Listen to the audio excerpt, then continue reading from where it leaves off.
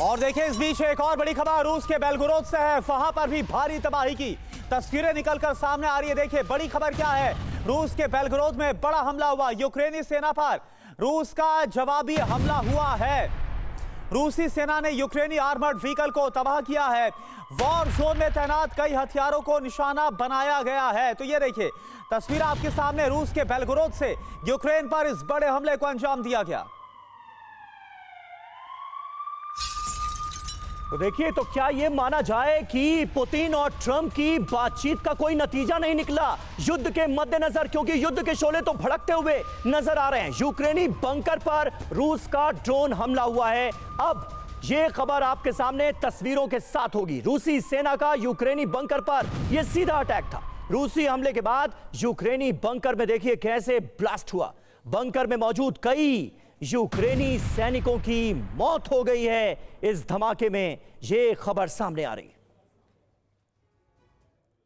और देखिए एक और बड़ी खबर पुतिन से बातचीत को लेकर ट्रंप की तरफ से क्या बयान आया, यह आप देखिए। ट्रंप का सोशल मीडिया पर पोस्ट, व्लादिमीर पुतिन से बात अच्छी और प्रोडक्टिव रही है। ऊर्जा और बुनियादी ढांचे पर फौरन युद्ध विराम। लेकिन आप देखिए ये बयान, एक तरफ डोनाल्ड ट्रंप का, लेकिन दूसरी तरफ तो वॉर जोन में कुछ और हो रहा था। शांति के लिए अनुबंधों के मुद्दों पर बात हुई है। यह बयान ऑफिशियली दिया गया डोनाल्ड ट्रंप की तरफ से।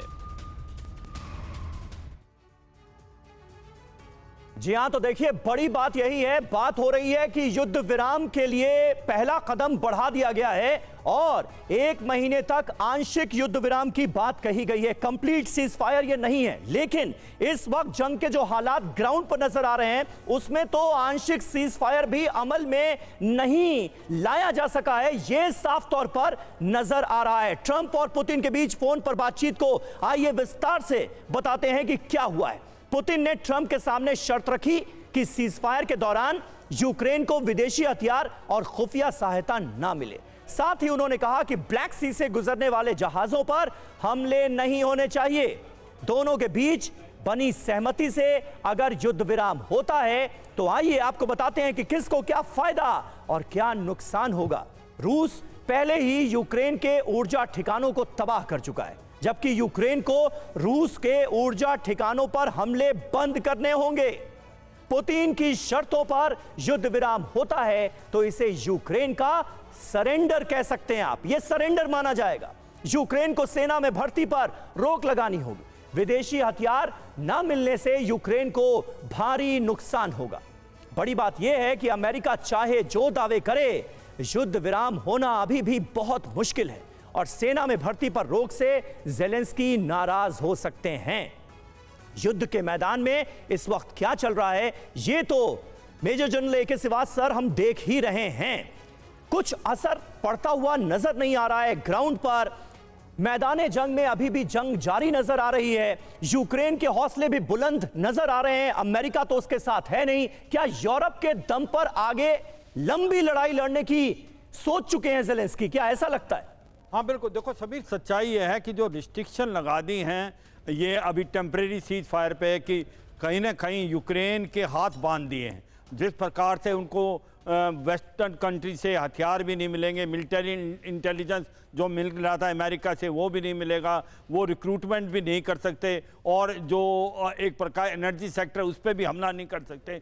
तो फिर जो यूक्रेन तो पहले ही हार रहा है, क्योंकि वो अभी भी जो ईस्टर्न यूक्रेन में धीरे धीरे रूस आगे बढ़ता जा रहा है। ओनली एक ही चीज है सेविंग ग्रेस, वो है कुर्स्क का। उसने कुर्स्क को अभी भी 1200 किलोमीटर में से 500 से 600 किलोमीटर ले रखा है। मगर जो रिस्ट्रिक्शन अगर ये इनको फॉलो करेगा तो वाकई ये एडवांटेज रूस को है, डिसएडवांटेज यूक्रेन को। उसके 3 रीजन है। एक तो एनर्जी सेक्टर जो है यूक्रेन का तो बर्बाद हो चुका, अगर वो नहीं रूस के ऊपर करेगा तो रूस के ऊपर कोई बंदश ही नहीं होगी। दूसरा, ये सारी बंदशें इसने यूक्रेन पर लगा दी हैं। यूक्रेन हथियार नहीं ले सकता, यूक्रेन इंटेलिजेंस का इस्तेमाल नहीं, यूक्रेन आपके ज़्यादा रिक्रूटमेंट नहीं कर सकता। तो फिर तो आपने एक प्रकार एक तरफ वाला समझौता कर लिया है। It is disadvantage to Ukraine, advantage to Putin. बिल्कुल सर, और ये बात ज़ेलेंस्की को भी बहुत भली भांति पता है कि अगर इन शर्तों पर युद्ध विराम हुआ तो उसका सिर्फ और सिर्फ 3 साल के बाद बहुत बड़ा नुकसान होगा, बड़ा झटका उसके लिए। एक और बड़ी खबर, रूस बॉर्डर के करीब F-16 फाइटर जेट का एक्शन देखने को मिला सूमी के पास। यूक्रेनी F-16 ने उड़ान भरी है, सूमी में काफी निचोड़ता दिखा F-16 फाइटर जेट। ये देखिए तस्वीर भी हम आपको दिखा रहे हैं।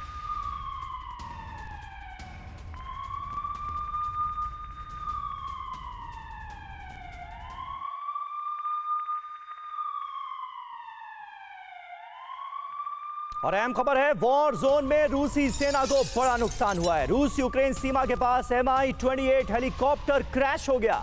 रूसी Mi-28 हेलीकॉप्टर में आग लगी। रूसी पायलट ने हेलीकॉप्टर से कूदकर अपनी जान बचाई।